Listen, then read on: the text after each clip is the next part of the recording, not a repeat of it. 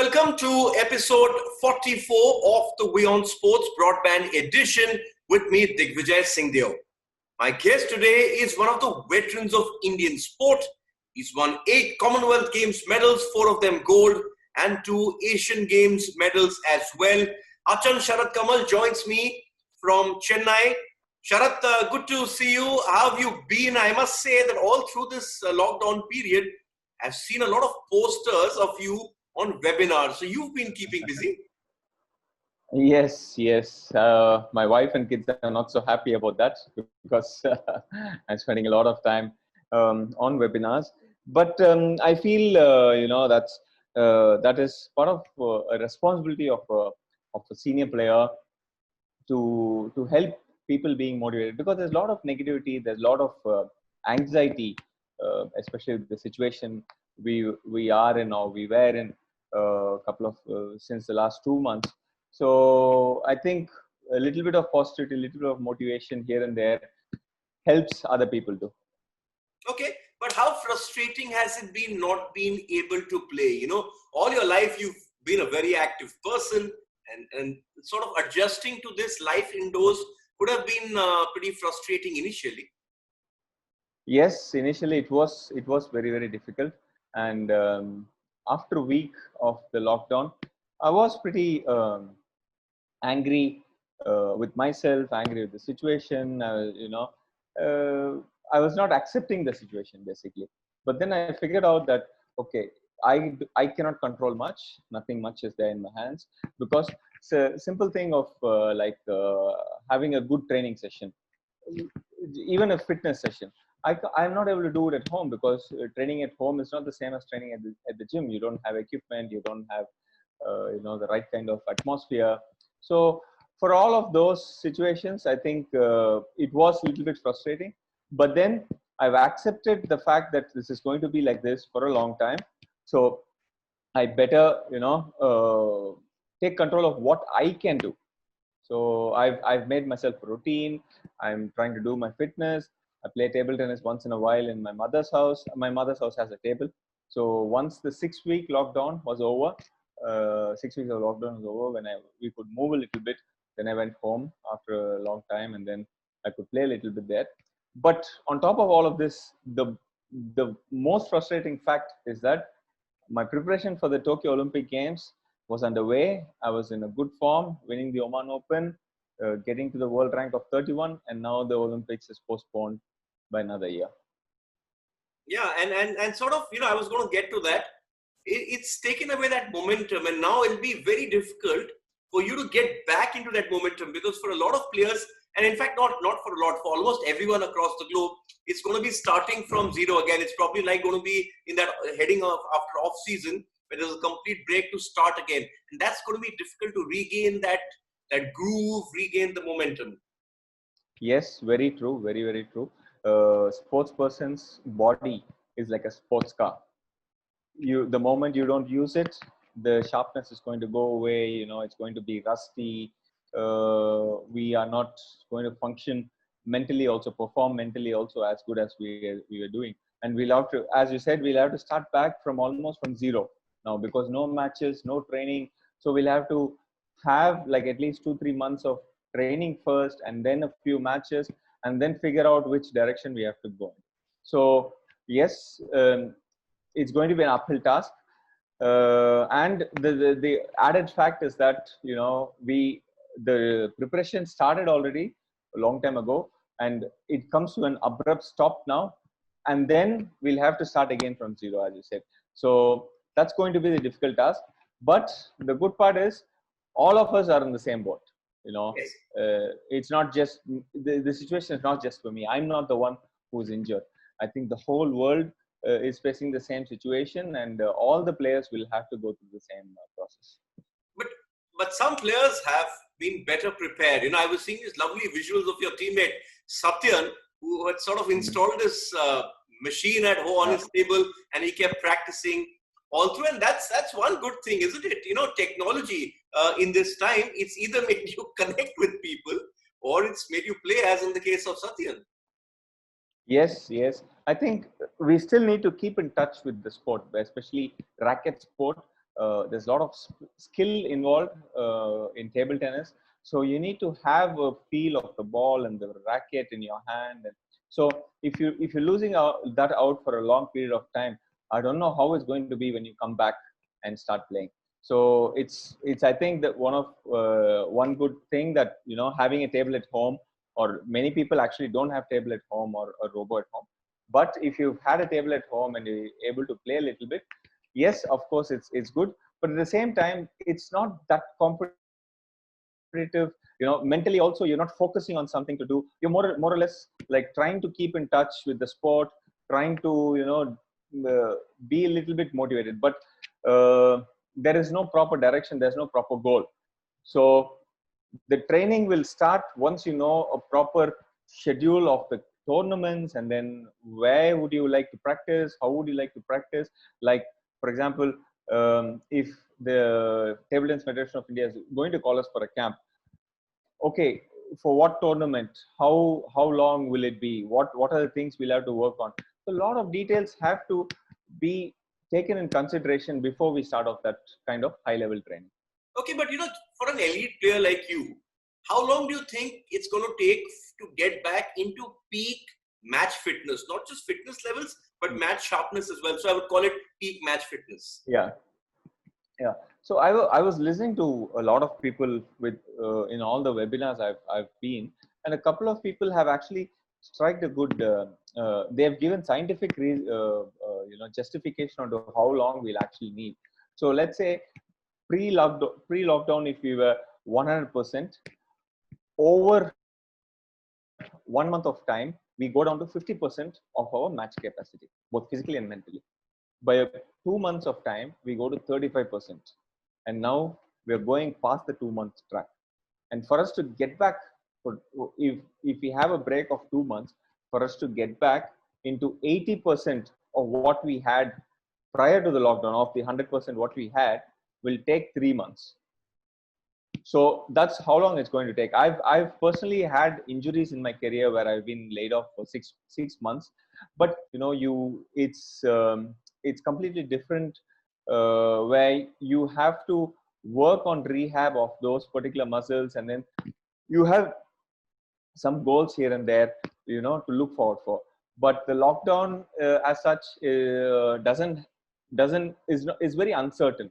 So that is the difficult part, where, you know, to have yourself motivated in doing something related to the sport every day, and then look forward to the day when it's all starts again. Okay, and the other thing also is the age factor, because see, you are approaching your 38th birthday, but we are saying this is a great time for all the veterans or the oldies of Indian sport. Rohan Bopanna is about the same age as you, and he's still going strong. Mary Kom is you know, qualified for the Olympics again. She's going strong. She's about your age as well. And then you have the grand old man of Indian sport, Leander Paes, who's hopeful of playing his 8th Olympics. What is the secret of this longevity? And a lot of people are saying that when you come back from this break, perhaps it's the older, more wiser and experienced players who will be able to adapt better. Probably. There have been some reports saying otherwise, where probably we lose the motivation, we lose the momentum, and then we might not come back. But personally, I feel like almost every year since the last 3-4 years, I've been having breaks for almost one month, 1.5 months. I've been having breaks. I make it a point that I take that break because my body needs that break, my mind needs that break, my family needs that break. So I try to take that break, unwind myself completely, and then come back in. So I've been able to do that. So this is probably, almost double to the break I've had. Again, at the same time, as an older player, as an experienced player, I know what are the things I need to work on, because I'll be very specific with, you know, what I want to work on. I'll not be working on all the techniques and, you know, trying to cover up my weak points. I will just sharpen my strengths and just a little bit try to cover my weaknesses, so that, you know, my weaknesses are not exposed.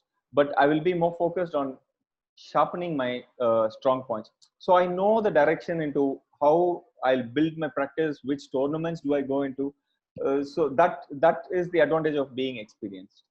Okay, but as one of the senior most players in the sport across the world, you also have a difficult decision coming up because see, you've got a young family. I was reading online that your kids were all having online classes and you were being the good daddy that you are.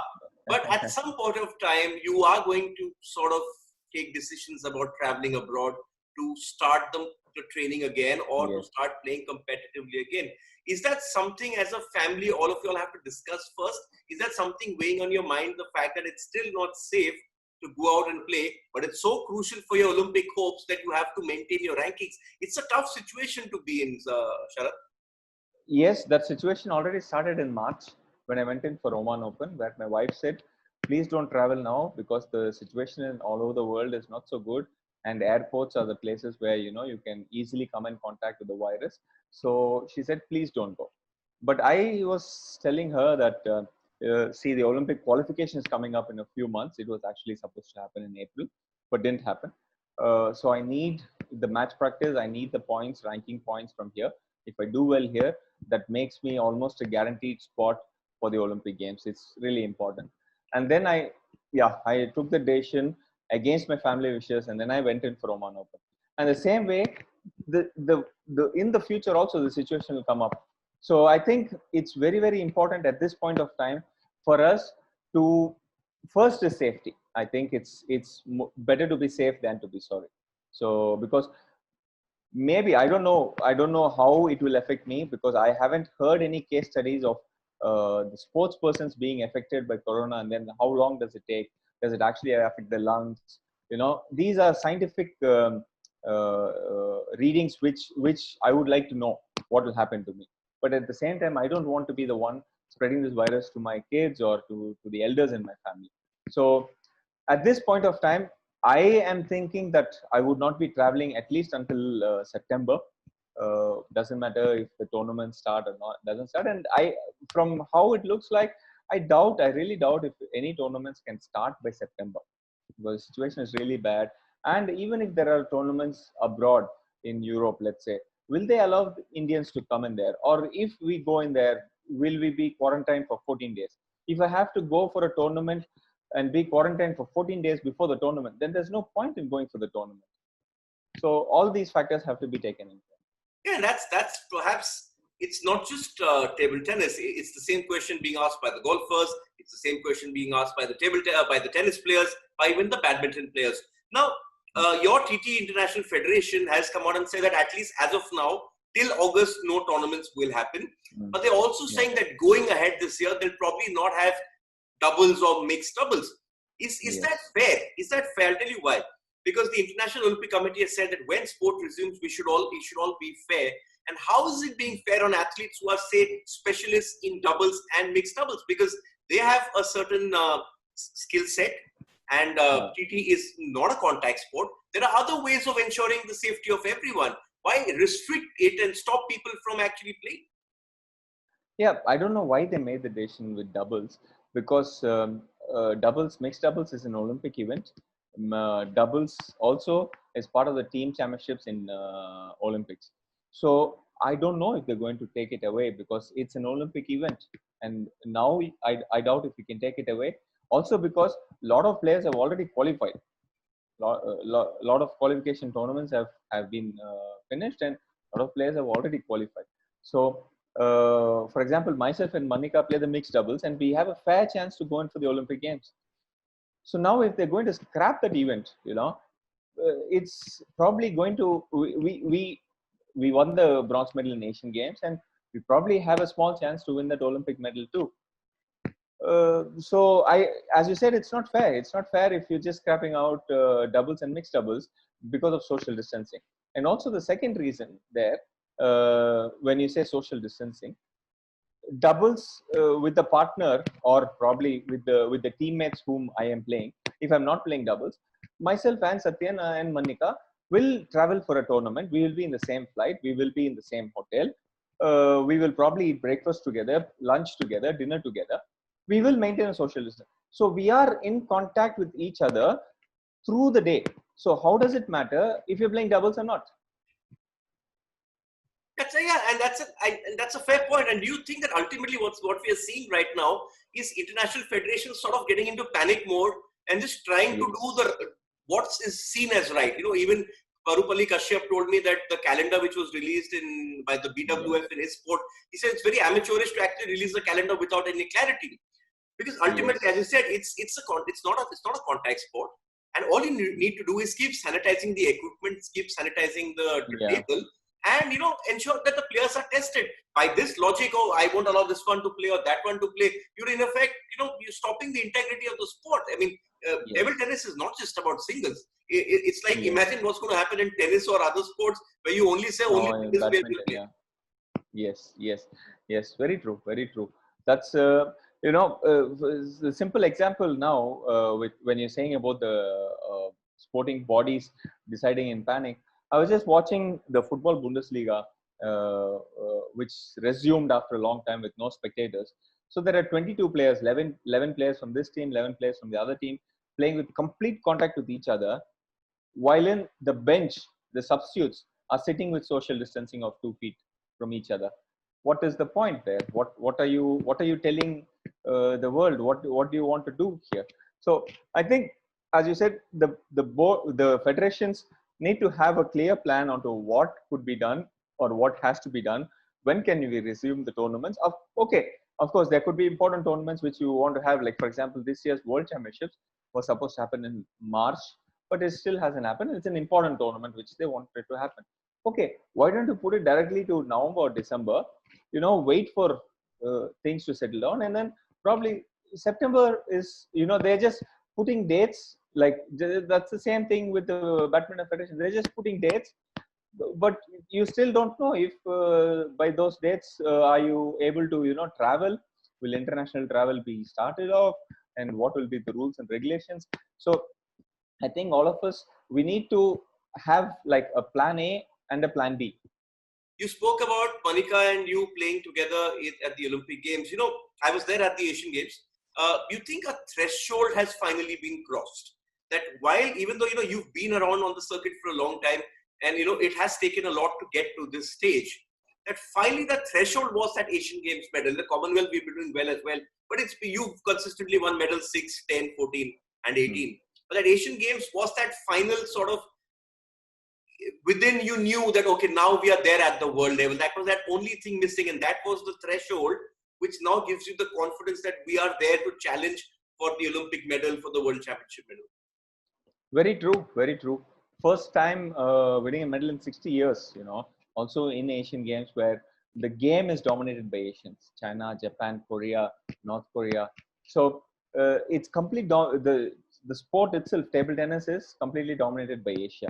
And winning a medal there at the Asian Games, both in teams and in mixed doubles. Mixed doubles, I should really give it to Manika Batra. She was playing one of the best table tennis in that tournament. I would say even better than the Commonwealth Games. Commonwealth Games, she was starting to peak, and I think she really picked it up at the Asian Games. And once winning a medal there at the Asian Games gives us even confidence to talk about the Olympic medal. Prior to that, when reporters ask us what are the chances for an Olympic medal, we are just hopeful that we could win. But now we actually believe that we can win it. So that's not the image of Indian table tennis not just changed with our belief, but also the belief of the whole world. Like many players, many foreign players, let's say a few years ago, they would always say, if you ask them who are you playing against, they don't know the names of the Indian players. They just say, one Indian player. Now they know the names of the Indian players, and they know how to play against. Like they're reading the matches, they know how this guy is playing. So that's the kind of improvement we've made in the world level. So but I think, hang on, what is the change that you've seen? How has this change happened? Because it's been a long, gradual change. I mean, I met you for the first time at the 2006 Commonwealth in Melbourne. And, we've been in touch ever since. But it's been baby steps. It hasn't happened overnight. It's taken a much longer time than perhaps you would have imagined, because you're reaching right at the end of your career. But what is that change you think has happened that's finally seen us arrive at the world stage? There are a few important steps or procedures which we've done. The first thing is I moved into Europe.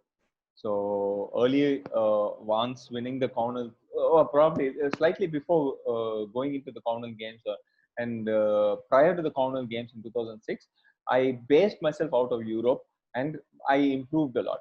Seeing this, a lot of youngsters moved into Europe, and that improved the level of Indian table tennis.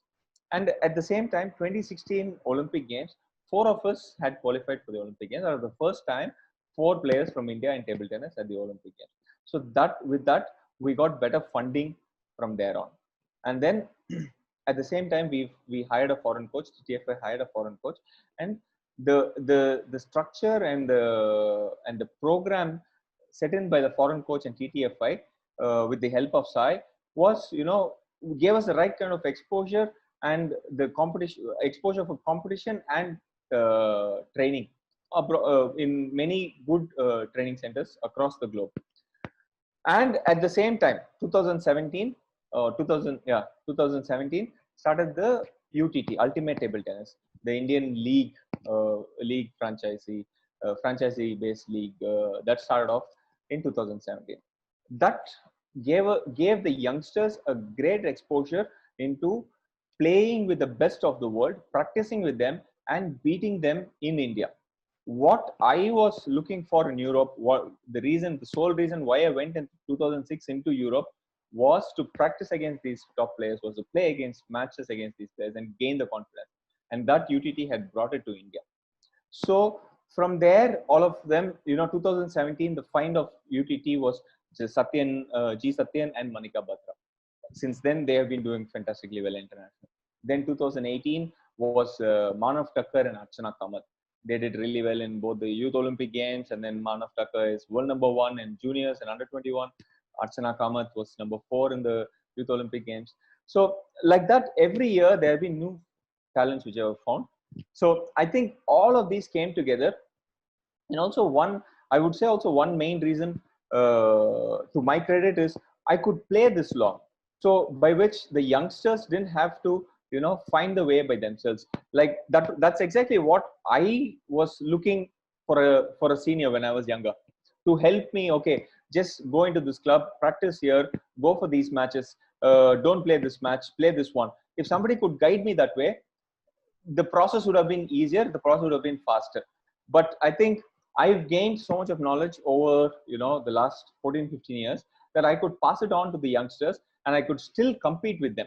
So in the beginning, it was a little bit hard for the youngsters to, they wanted to see me as competition, and then they really didn't trust me when I tried to help them out. But over a period of time, they understood that everybody has their place. Sharath has his place. I have my place. So he's not going to take my place. Mentorship is something that we've now seen completely explode in a sport like shooting, where you have all these great champions, who were initially good shooters, make the transition into being coaches, be it Jaspal, Suma Shirur, Dipali Deshpande, Samresh Jung now, and you see the explosion of talent. Now, talking about, getting back into training, you're in Chennai, Satyan's in Chennai. You all were, you have heard that Sai has announced the guidelines for of training. You were even offered the chance that you want to come back and train. You all said no. When do you think it will be safe to start training again as a group? I at this point of time, it's a big no-no, because the federation, Sai basically had asked all the federations if, they're giving us permissions to practice from the end of May. So basically this permission was for sports persons who are already in the Sai hostel, who didn't leave Sai during the lockdown. So those players are in the campus, and if they maintain social distancing, they can go in and play. But table tennis, we generally go to Sai centers only before tournaments, only for training camps before the tournaments. So at this point of time, going there is of no use, because we don't know when the next tournament is. We really don't know when the next. And the second thing is, it's really unsafe. We don't know how to get there. There are no flights. There are no, trains. At this point of time, still people who have been dislocated due to the lockdown are trying to get back home. But we as sports persons, I think we still need to wait and see at least for another month to resume practice together. So let's say me and Satyan, we live in the same city, but for us to practice together, I think we still need another 2 weeks more, because the number of cases in Chennai have been growing exponentially, and it's really unsafe to to lure out or go out anywhere at this point of time. Yeah, and that's a call ultimately that should be left to the sports person. Does he or she feel safe enough to go back into training? The other way of looking at it is what was mooted by Gopi Chand, and then even the IOA sort of recommended, is the possibility of a quarantine camp where you put, everyone, all the top players into one camp and then have training continue. Do you think that's a viable alternative which you could look at? Or do you think that it doesn't make a difference? As long as you don't have tournament play, nothing much is going to improve? Well, there are other aspects also. See, of course, we are quarantining the players, but then what about the cooks or the room service or people who are there around? It's not just the players who need to be quarantined. There are a lot of other factors which we need to take into consideration. And if in case if something goes wrong during the training camp, I think I think the media will be all over and it'll be just so negative. So, and also with that thought, if you're going into practice, you're not 100% in practice. You'll always be thinking, if some guy is sneezing in the corner of the stadium, you'll be thinking, oh, damn, why is this guy sneezing? That will be then in your thought, instead of focusing on what needs to be practiced. So I think at this point of time, things need to settle down. We need to have a peace of mind, and then I think we can resume. Okay, but when you talk of peace of mind, Sharath, do you then think that the Olympics can only then go ahead only if a vaccine is found? But there are a lot of fears around at the moment that if there's no vaccine, there may not be an Olympic Games. That's what's coming out of Japan. That 2021 July is it. After that, there can be no postponement. Yes. Well, Olympic Games is one place, or Olympic Games, not just Olympic Games, any games, Commonwealth Games, Asian Games, Olympic Games. These are tournaments where there's completely no social distancing, because you live in a village. You are, there are people all around you, because there are just so many people all around you. So many sports, so many people. It's very difficult to control and maintain social distancing in such big multi games. So without a vaccine, Olympic Games looks very, very, very bleak. Well, that's going to be really hard for me, because I probably thought this will be my best Olympic Games, and I don't know if I will be able to make it to 2024. That's another 3 years down the line from next year. That's another 4 years from now.